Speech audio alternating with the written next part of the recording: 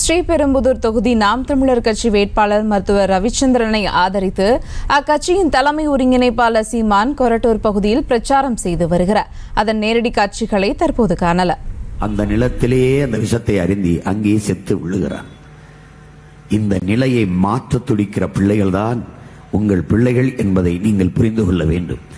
இந்த நாங்கள் விளைய வைக்கிற பொருளுக்கு அகவிலையை, ஒரு நியாய விலையை உறுதி செய்து தாருங்கள் என்று கேட்டுத்தான் டெல்லியிலே வேளாண் பெருங்குடி மக்கள்.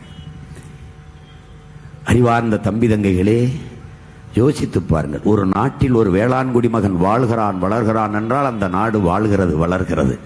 அவன் வாழ முடியாமல் சாகிறான் என்றால் அந்த நாடு சுடுகாடு என்று பொருள். ஏன்?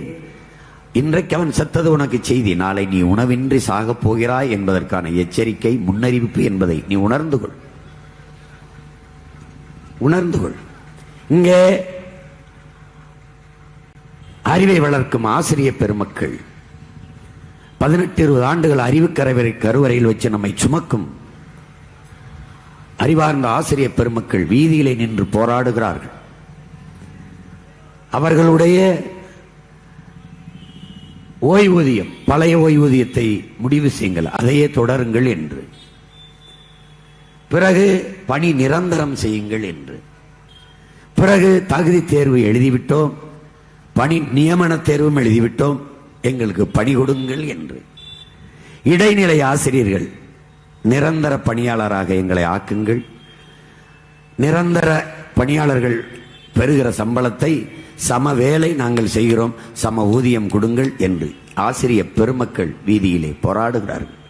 ஓராண்டு ஈராண்டு அல்ல, 20 ஆண்டுகளுக்கு மேலாக வீதியில் நிற்கிறார்கள்.